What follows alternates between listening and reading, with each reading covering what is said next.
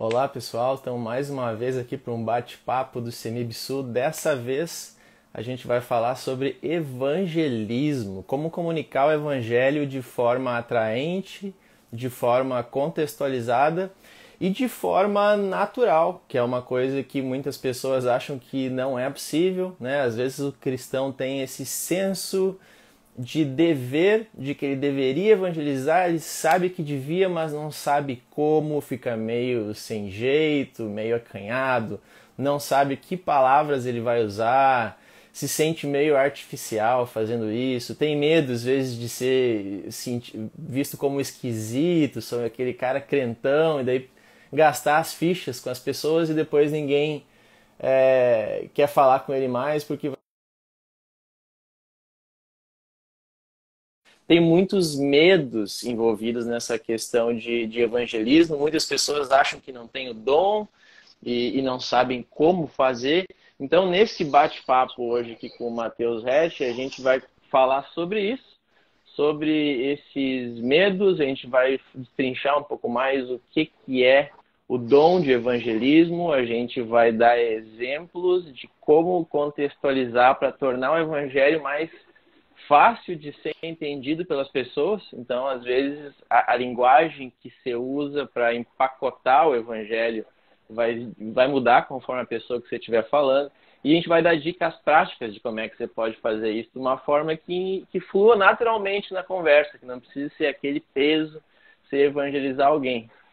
E aí, Matheus, tudo bem? Estamos de volta aí para mais um bate-papo? Tudo tranquilo, de volta para mais um bate-papo contigo aí. Acho que tá um pouco. Me escuta bem, não? Tá um pouquinho travado, um pouquinho de eco. Não sei se está usando o microfone aí ou não. Estou usando esses negócios aqui. Não para direito no meu ouvido, aí estou com um deles aqui e o outro solto aqui. Eu acho que tu tem que botar os dois no ouvido, senão o microfone vai pegar um eco e vai ficar longe do lugar que ele acha que é para. Vê se deu certo agora. Eu acho que melhorou um pouquinho. Eu acho que podia baixar um pouquinho a câmera também, porque em cima da tua cabeça aqui tá bastante teto branco, e aí teu queixo tá aqui embaixo. Aí, agora tá melhor. Beleza? Tá enquadrado? Agora tá melhor, tá melhor. Acho que a conexão da internet aí pode estar um pouquinho fraca também, porque às vezes dá uma travadinha, o teu vídeo fica meio compactado. O Keibiano aqui falou, Matheus está com má conexão. Mas vamos tentar começar aqui, a gente vai ajustando conforme a necessidade. Mas, Matheus, esse melhorou a conexão? Acho que melhorou um pouco. Vamos ver quando tu começar a falar um pouquinho mais. Mas, Matheus, esse tema de evangelismo, ele é um tema que gerou bastante interesse aqui. Teve quase 300 seguidores. A gente teve só no anúncio dessa live que a gente ia fazer. E, geralmente, quando estou liderando grupos, é um tema que as pessoas falam que tem dificuldade, né? Um livro que eu queria que a gente comentasse mais a respeito depois, Evangelismo, Bill Hybels. Já começamos aí com uma dica boa. Ele também fala da dificuldade que as pessoas têm em evangelizar, principalmente quem já está há muito tempo na igreja, que o círculo de amigos das pessoas com não cristãos vai diminuindo ao longo do tempo, ao longo dos anos. Daqui a pouco o cara só convive com cristãos e aí você fica meio dentro da bolha e não consegue, talvez, conectar com as pessoas de fora. Então, eu queria saber, assim, da tua experiência como pastor, por que as pessoas têm dificuldade com a questão do evangelismo? Qual que são as principais barreiras que tu percebe que as pessoas têm? Olha, tá me escutando bem agora? Um pouco melhor. Tá. Eu vejo que a principal barreira é vergonha, né? A pessoa, ela sente constrangida de abrir questões da fé, às vezes porque a própria pessoa acha algumas coisas da fé meio estranhas, e às vezes porque a pessoa imagina o que os amigos pensam do cristão, E às vezes a ideia ou a imagem que os amigos têm normalmente do cara da televisão, né? Crente da televisão ali, o pastor maluco ali que pede dinheiro e faz aquela maluquice toda. Uhum. E aí o cara tem que comer, às vezes, vergonha da própria conduta. Ele não tem uma conduta legal diante dos seus amigos a ponto de falar, sou cristão e quero te convidar a converter. Então eu acho que vergonha é o principal ponto, por algumas razões, mas é o principal ponto que atrapalha. Entendi. Vergonha é uma das coisas que eu percebo também, que as pessoas travam muito. Muitas vezes também não saber o que falar, não saber como se colocar, não querer ser percebido como estranho. E aí eu queria que a gente comentasse sobre esse livro aqui, que ele dá algumas dicas para gente superar esse tipo de problema. O pessoal falou que a gente está travando aqui os dois. Tá feia a coisa. É estranho, deve ser alguma instabilidade do Instagram, talvez. Porque a minha conexão aqui é boa, a tua aí deve ser também. Vamos ver se o negócio estabiliza daqui a pouco. Tu tá me vendo travado aí também, Matheus?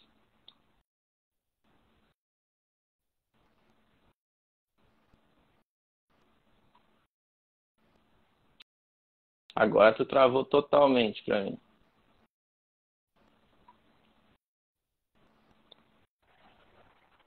Como é que ficou agora? Vamos ver. Eu acho que agora tá melhor. Acho que agora tá melhor. Não tô te vendo travado mais. Acho que agora vai. Tá, beleza. Então, Matheus, agora só vai. Satanás tentou nos derrubar aí, mas não conseguiu.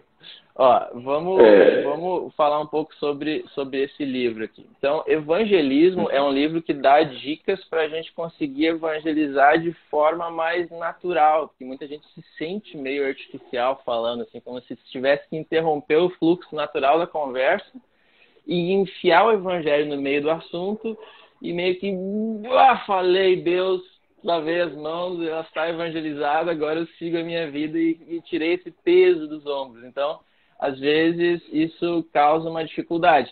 Mas o Bill Hybels, nesse livro aqui, Evangelismo, que a gente recomenda, ele traz 3 passos para nós que facilita muito esse processo de evangelismo, que é desenvolver amizades.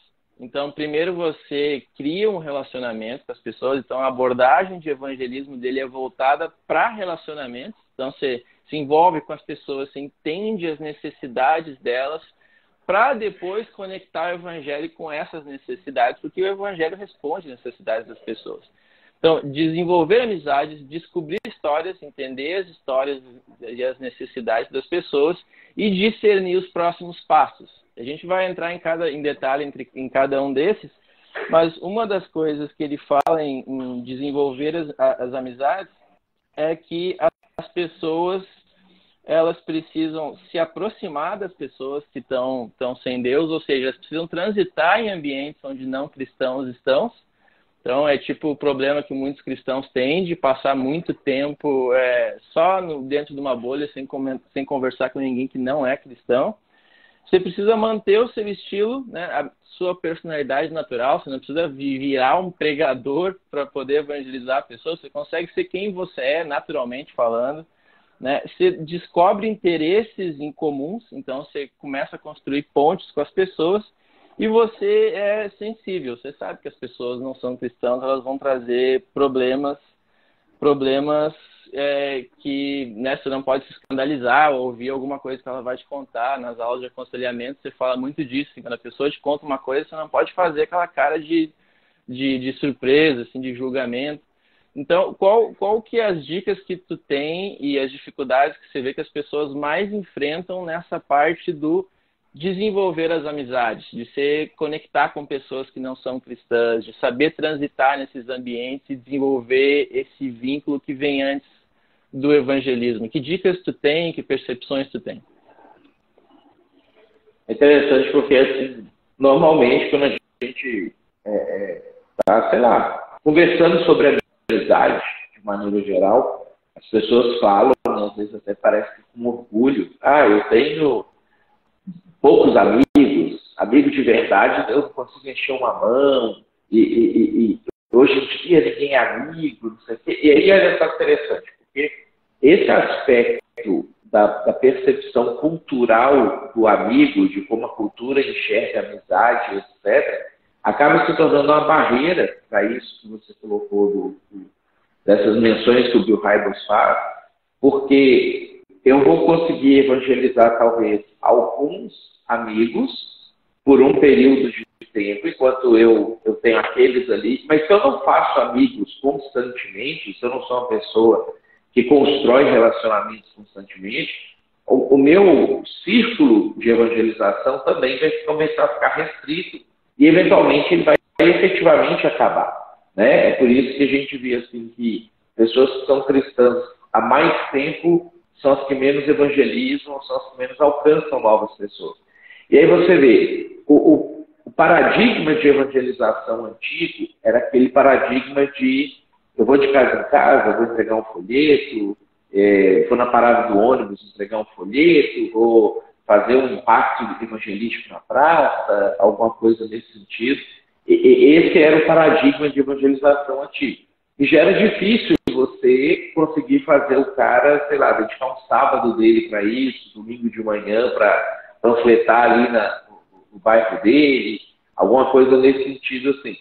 Mas se você pedir para o cara fazer amizades para poder evangelizar, para ele poder ter relacionamentos para evangelizar, parece que isso é mais difícil ainda.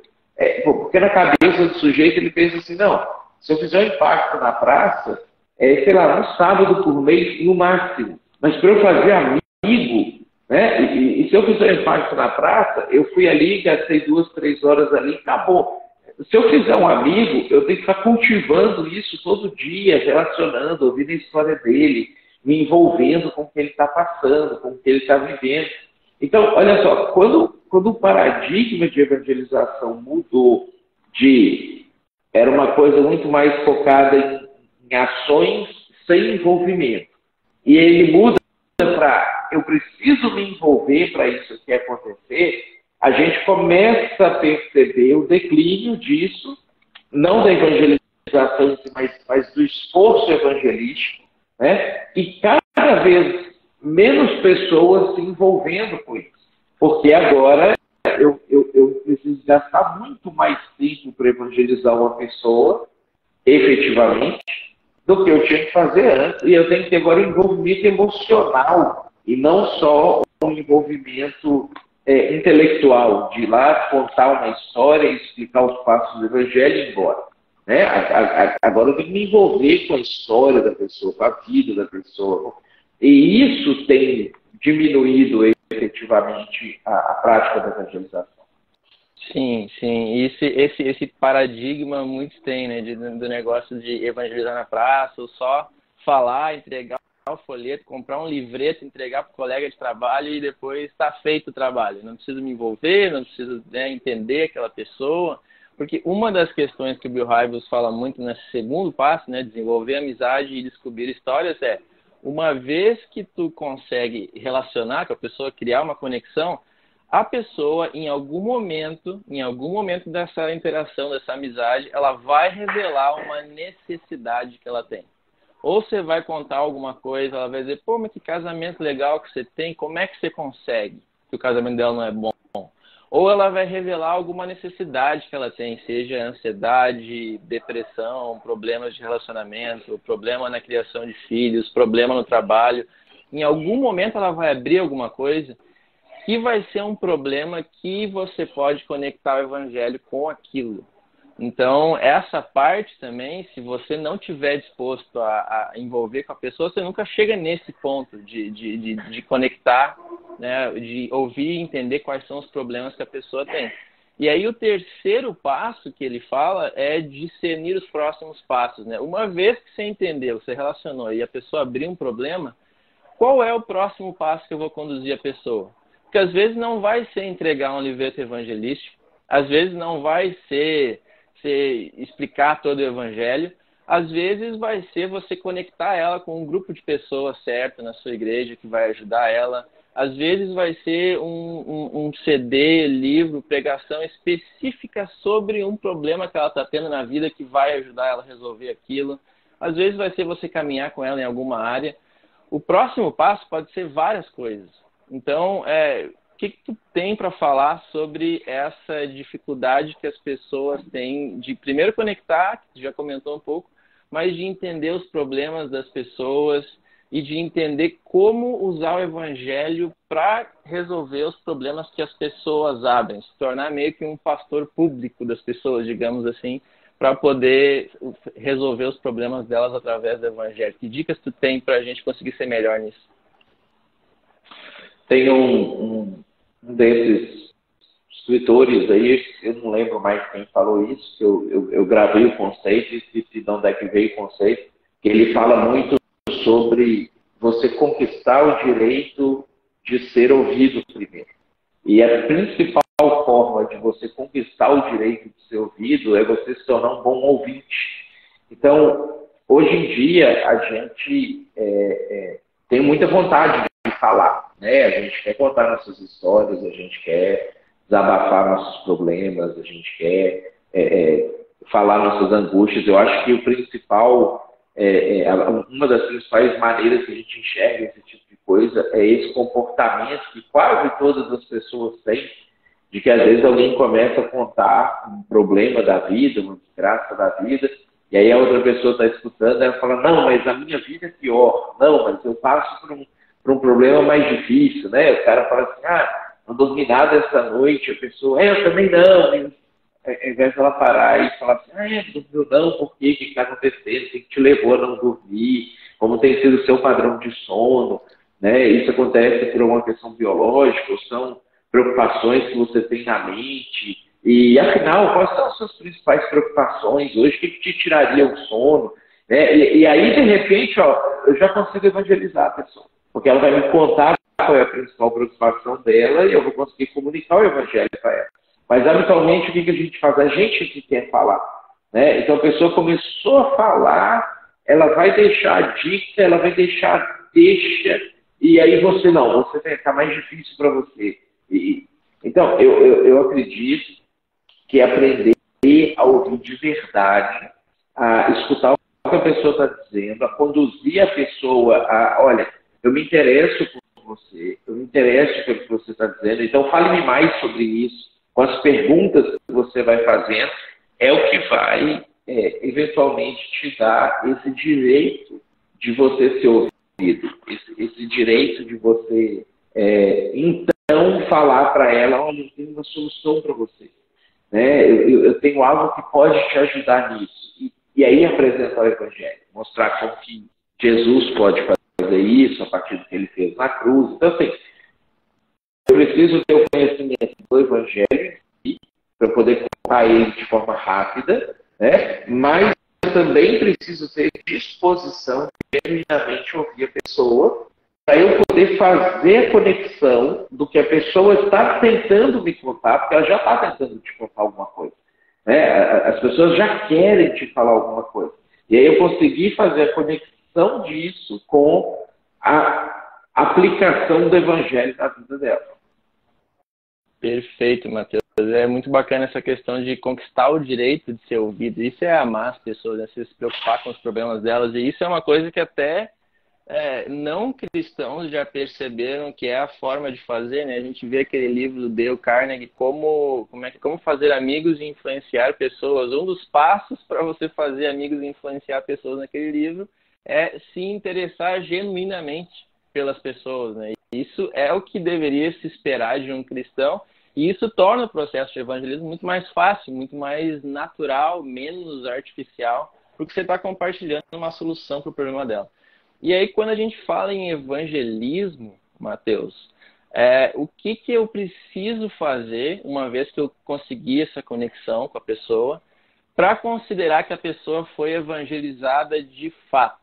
Tem um outro livro que eu não tenho ele aqui, que é do David Nicholas, O que Fizeram do Evangelho, que é um livro que eu sei que tu gosta muito, que ele ajuda muito o cristão nisso, em saber assim, eu quero evangelizar alguém, eu estou me relacionando com ela, o que eu preciso comunicar para ela para considerar que o trabalho está feito? O que são as más novas, as boas novas?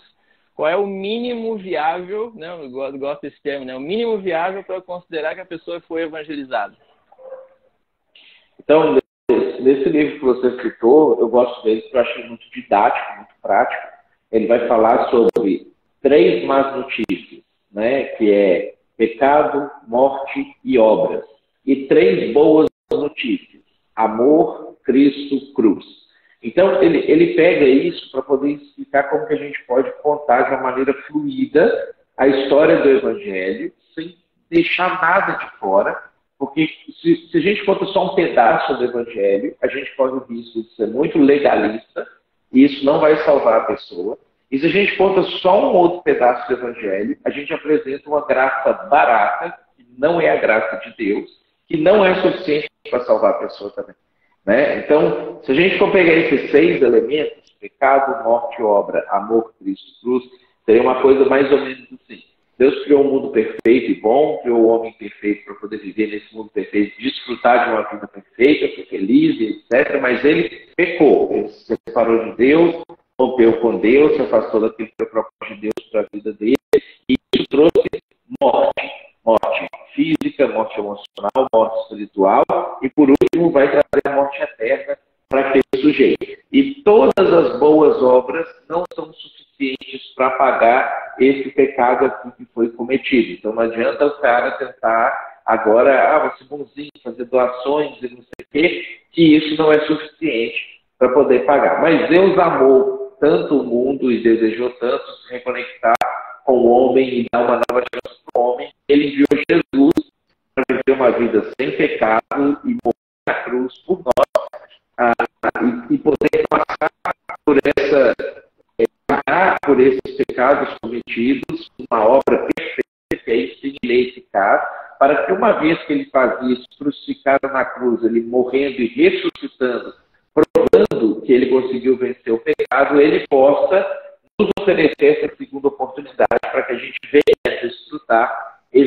no futuro desse mundo perfeito que Deus vai restaurar e dessa vida perfeita que Ele vai restaurar. Então, assim, óbvio que aí eu posso ter 1 hora para explicar isso para a pessoa, eu posso ter, sei lá, 3 minutos para explicar isso para a pessoa, eu posso fazer um curso de 6 meses sobre esse assunto.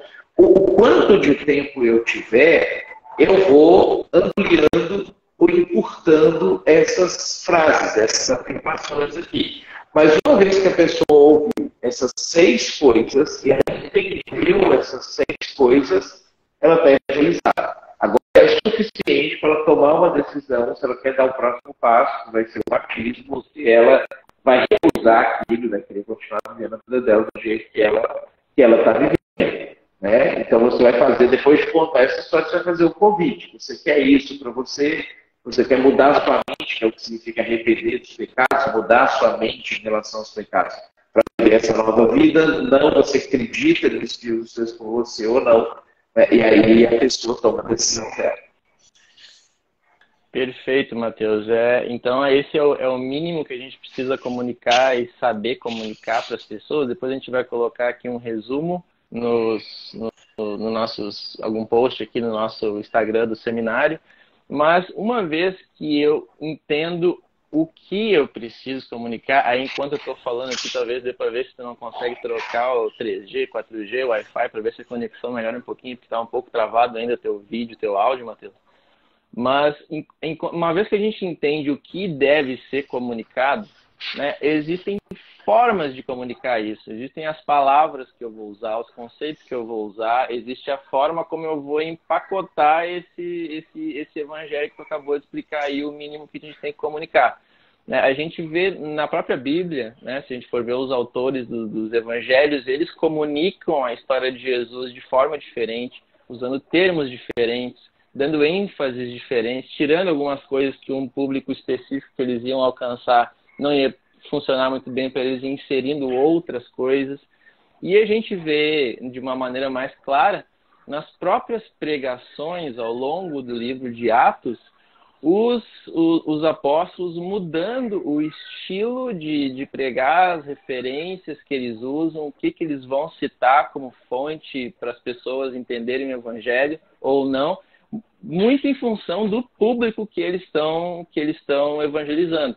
Então, daqui a pouco eu tenho os amigos de futebol, que eu vou falar, evangelizar usando palavras e termos de uma forma. Daqui a pouco eu vou ter meus colegas de trabalho, que eu vou usar outra forma de explicar. Daqui a pouco eu vou ter um colega que já foi de igreja, mas abandonou, daí eu já posso usar um pouco mais de Bíblia com ele, o que eu não poderia usar com meus amigos de futebol. Eu teria que explicar usando outros conceitos, uma forma mais talvez descontraída de explicar. Então, tu podia explicar um pouco para nós, primeiro dessa parte teológica, como que a gente vê no livro de Atos os apóstolos explicando o evangelho e mudando, às vezes, bastante a forma de explicar o evangelho conforme o público, para a gente ter um norte teológico assim de que margem a gente tem para mudar e contextualizar e empacotar o evangelho de forma diferente para conectar com pessoas diferentes. Perfeito. Fui para o 4G agora, vamos ver se vai melhorar um pouquinho ou não. Acho que melhorou. Se piora, você me fala, piorou. Tá bom. Acho que está melhor agora. Piorou, então? Não, acho que está melhor. Tá, então vamos deixar assim. No livro de Atos a gente vê pregações como, por exemplo, a pregação de Pedro em Atos capítulo 2 para judeus em Jerusalém, a pregação de Paulo em Atos capítulo 13 para judeus numa terra estrangeira, depois a pregação de Paulo em Atos 17 para não judeus, num contexto totalmente filosófico na Grécia, na Ágora primeiro e depois lá no Monte de Marte, no Areópago, quando ele reúne com epicureus, estoicos, pessoas que tinham crenças muito arraigadas na filosofia grega da época.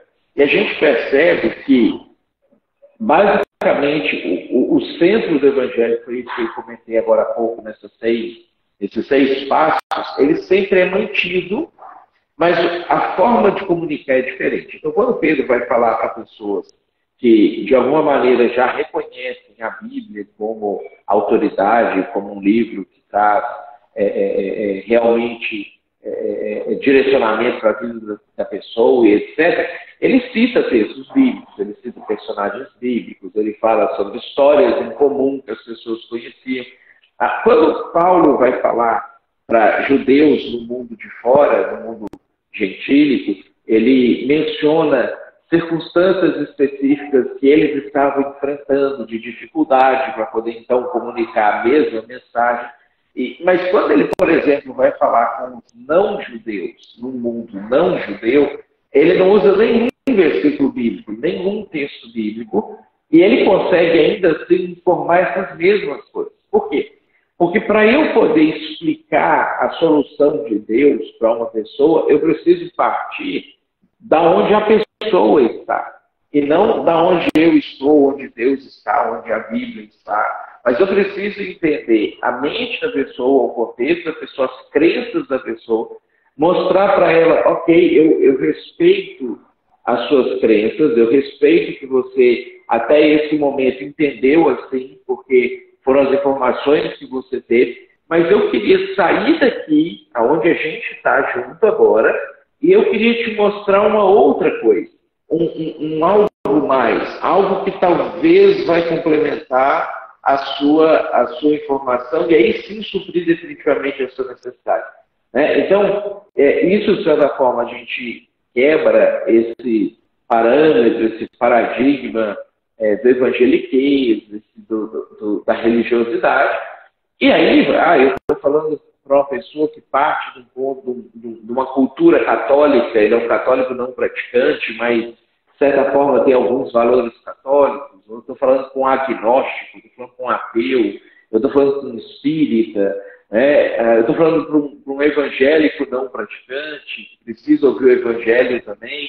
Então, o que eu preciso entender é da onde a pessoa está saindo, para eu saber, eu vou usar texto bíblico, não vou usar texto bíblico, eu vou comentar coisas a partir da religião dela, a partir da ciência, a partir do mundo, para que então eu possa comunicar. No final das contas, eu preciso informar. Você pecou, ele está te trazendo morte, você não pode fazer mais nada em relação a isso. Deus ama você, ele enviou Jesus justamente para isso, que morreu na cruz e ressuscitou para poder te salvar. No final, eu preciso empacotar isso. A forma que eu vou fazer, eu tenho total liberdade para fazer. Excelente resumo. Aqui nas aulas do seminário, que está com as inscrições abertas, a gente entra em detalhes sobre como os apóstolos organizam essas 3 pregações, que referências eles usam, que poetas gregos Paulo estava citando evangelizar lá os gregos no Aerópago. Então, se você gosta, quer aprofundar isso, as inscrições estão abertas, tá? Mas Mateus, uma coisa que eu prometi, excelente introdução teológica, é a gente entrar na questão prática também, de exemplos, de estratégias, né? Para o pessoal conseguir imaginar, tá, como é que eu faço então? Então vamos pensar assim em exemplos práticos de fazer isso que a gente acabou de comentar, de contextualizar. Vamos supor que eu tenha lá 3 grupos de pessoas. Eu tenho uma universitária que tem as amigas meio esquerdistas dela na universidade. Como é que ela comunica, que ênfases ela vai dar para comunicar o evangelho para esse grupo. Eu tenho um outro cara que tem os amigos dele do futebol, que não levam nada muito a sério, são mais descontraídos, o negócio deles é entrar no Tinder, né, ver quantas pessoas, com quem ele vai sair essa semana, e tem uma vida meio promíscua, mas meio vazia. Assim. Então, um segundo grupo. E um terceiro grupo seria um cara que quer evangelizar os colegas de trabalho dele, que são gente focada, né, em trabalho, só conseguir mais status, mais dinheiro, melhorar a condição de vida, e só faz cursos e pensa sobre isso. Então, 3 situações. Como que a gente poderia pensar de forma prática estratégias assim, para isso, para fazer isso que a gente acabou de comentar logo recente aqui teologicamente? Tá. Se eu esquecer alguma das categorias, você me fala aí depois. É universitário, esquerdista, o cara do futebol e o cara do trabalho. 3 situações. Tá. O universitário esquerdista, eu acho que a primeira coisa é diferenciar a mensagem do evangelho da política, né? Já que foi muito associado, tem sido muito associada, crente, igreja, evangelho, tem sido completamente associada à política de direita, a posicionamento de direita e coisas nesse sentido. Eu acho que é interessante abordar algumas das pautas da esquerda, como a preocupação com os animais, a preocupação com a natureza, com antipoluição, preocupação com os pobres, preocupação com os necessitados, que, assim, independente se é uma preocupação legítima ou não, se a pessoa só comprou a agenda porque ela é modinha, ou se ela realmente está engajada nisso, está preocupada nisso, a gente pode usar isso como base e aí começar a explicar por que existe pobreza no mundo, por que existe miséria no mundo, por que tem poluição no mundo e essas coisas em geral, como o pecado afetou isso, como nenhuma boa obra pode resolver. Então, as nossas ideologias, seja de esquerda, seja de direita, seja progressista, seja de centro, nenhuma das nossas ideologias consegue resolver isso definitivamente, tanto que a gente tem tentado isso nos últimos séculos e não tem resolvido, né? Mas Jesus se preocupava com o pobre, se preocupava com a natureza, se preocupava com o bem-estar do ser humano, etc. E se a gente for atrás disso aqui, a gente pode dar algum passo para resolver. Então, a ideia é que parte do ponto comum, que é a preocupação com necessitados e natureza, etc., e apresenta Jesus no final do caminho. Né? Já o cara... Está me ouvindo bem? Estou te ouvindo bem. Já o cara do trabalho ali, do trabalho não, o cara do futebol ali, que está no Tinder, só quer saber da mulherada, aquela coisa toda, nós precisamos sentar com ele e entender se ele está consciente desse vazio que você apresentou ali. Se ele não estiver consciente do vazio, provavelmente evangelizar ele vai ser perda de tempo. Né? Ele vai ouvir, e vai sair fora. Então você vai fazer realmente aquela de cortar uma vez para desencargo de consciência, porque ele tem informação, se um dia ele precisar, ele possa acessar, sem muita esperança. Se ele está consciente do vazio, então esse é o caminho para abordar essa questão. Então, vamos ouvir ele, vamos perguntar por que você faz isso, por que você está sendo sempre uma pessoa diferente, né? E o quanto isso te satisfaz, o quanto isso realmente te alegra, o quanto isso realmente te traz paz, segurança. E a partir do relato dele, de não está dando certo, eu faço isso porque eu me sinto muito sozinho, eu fico triste quando eu estou sozinho, eu não sei o que. Aí, ouviu a história, você começa a apresentar. Sabe que a gente teve esse vazio, não sei o quê, pecado, morte, obras, amor, Cristo, cruz. E aí você, então, conta a história. No ambiente de trabalho, é mais fácil, como você convive muito com essas pessoas, você já conhece todos os dilemas dessas pessoas. Né? Se você está prestando atenção no que eles têm falado, no que eles têm comentado, você já sabe o que eles pensam da vida, qual é a religião deles, o que eles sofrem, como que está o casamento deles, como que estão os filhos deles, como que está a perspectiva financeira deles. Então, no trabalho, você tem vários ganchos que você pode utilizar, que você pode dar o primeiro passo a partir deles ali, para então inserir a mensagem do Evangelho ali a partir da necessidade do sujeito. Né? Então, só que no trabalho, diferente talvez do cara ali do skatista ali, e talvez do cara do futebol, mas talvez ainda um pouco menos, no trabalho é onde as pessoas também mais te conhecem. É onde ela mais vê como é que você reage a dilemas, como é que você reage a desafios. No futebol, às vezes você encontra o cara, é só na brincadeira, na zoeira, não sei o quê, o cara não te vê sob pressão. Né? Lá na faculdade, mesma coisa, você vê a pessoa ali, estuda, brinca, no intervalo e tudo, mas no trabalho não. No trabalho a pessoa vê se você é uma pessoa honesta ou não, se você é uma pessoa mentirosa ou não, se você é uma pessoa que é satisfeita com a vida que você tem ou não, se você vive reclamando. Então, no trabalho, o estilo de vida que você leva vai vir muito mais forte para a comunicação da mensagem do que nos outros ambientes. Né? Então, talvez é onde vai ter um pouco mais de... vai ter que intensificar um pouco mais o comportamento cristão para que a mensagem cristã possa fazer efeito. Perfeito, Matheus. Então, esse negócio de trabalho é interessante, porque aqui na Igreja Betânia de São Leopoldo a gente teve exemplos assim, de pessoas que uma pessoa converteu do trabalho ali, no caso aqui de São Leopoldo, da Guarda Municipal, e aí outro converteu, e aí pelo testemunho desses, outros foram vindo e conhecendo a igreja e influenciou um monte de gente por causa desse testemunho coletivo, assim, do tipo, essa galera aqui do trabalho está indo naquela igreja lá e eles estão mudando e sendo pessoas mais bacanas do que antes, então quem sabe essa igreja não seja alguma coisa legal para eu conhecer também. Né? E uma outra coisa interessante desse exemplo que eu dei é que nesse grupo tinha gente que tem claramente o dom de evangelista. E isso é uma coisa que a gente percebe também, pessoas têm dúvidas, existe biblicamente o dom de evangelismo e a gente percebe na igreja que existem pessoas que têm uma facilidade muito grande de ficar trazendo gente para os cultos, convidando, trazendo gente para os grupos cultivo. Então, o que é esse dom de evangelismo? Né? O que pessoas que sentem que têm esse dom podem fazer para potencializar isso?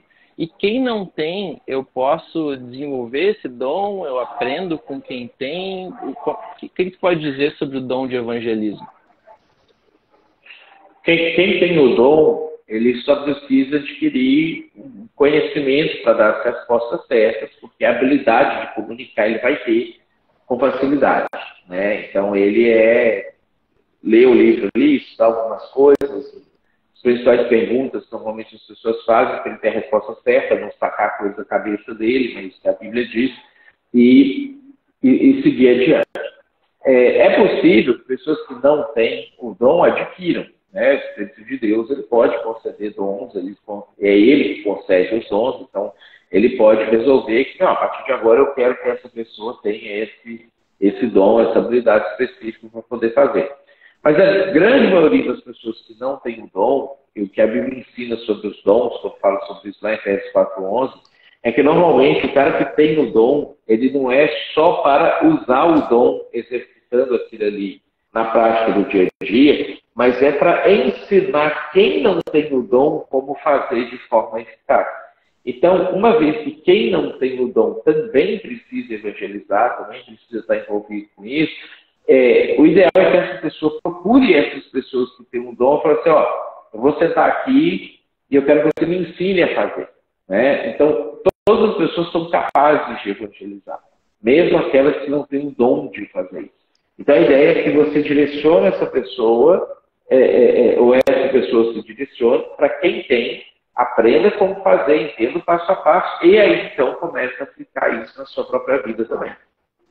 Perfeito, Matheus. E aí, para quem quer aprofundar isso um pouco mais, no nosso curso aqui do seminário, que está com as inscrições abertas, a gente tem um módulo específico sobre evangelismo, onde a gente entra em mais detalhes sobre essas referências que a gente deu aqui, onde a gente explica melhor que estratégias você pode usar, onde a gente aprofunda os textos que você tem que dominar para poder evangelizar bem, para você se sentir mais seguro para fazer isso, além de diversas outras matérias que podem ajudar no evangelismo, como a apologética, que é a defesa da fé, você saber responder aquelas perguntas meio difíceis que às vezes atravancam o evangelismo. Assim, a pessoa está ali conhecendo e pergunta, tá, mas e a evolução? Ou ela viu um vídeo de um ateu algum dia, e tá, mas e esse argumento? Como é que você responde?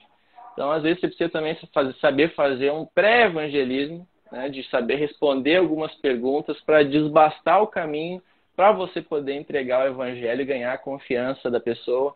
Então, a gente tem diversas matérias que podem dar suporte para você, ferramentas de aconselhamento também, que vão te permitir saber fazer essa aproximação que a gente falou aqui no começo, de descobrir amizades, você saber se aproximar da pessoa, saber conversar com ela, dar boas palavras de ânimo, bons conselhos, saber ouvir os problemas dela para que ela te dê o que o Matheus comentou aqui, o direito de ser ouvido.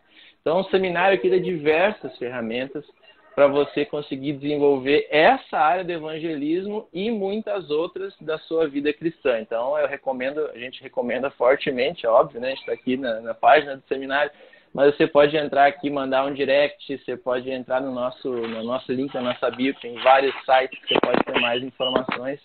E aí, se você quer dar esse próximo passo na vida cristã, aqui o seminário é o caminho, você pode fazer de qualquer lugar do Brasil, no seu ritmo.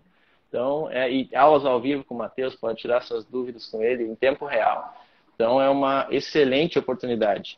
Matheus, a gente cobriu todos os tópicos que a gente tinha para cobrir. Eu acho que foi uma conversa bem produtiva, tanto na questão de fundamentos, dos princípios do evangelismo, quanto na questão de exemplos práticos e estratégias.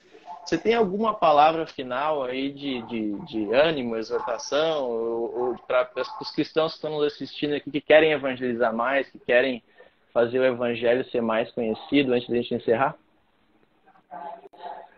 Uma coisa que eu sempre penso, assim, tanto a exortação de Paulo a Timóteo, quando ele fala com Timóteo, faz o trabalho de um evangelista, quanto aquela história que Jesus conta do rico e do Lázaro, quando o rico ele vai para o inferno, e aí ele está lá no inferno, e ele olha para cima e ele vê que a família dele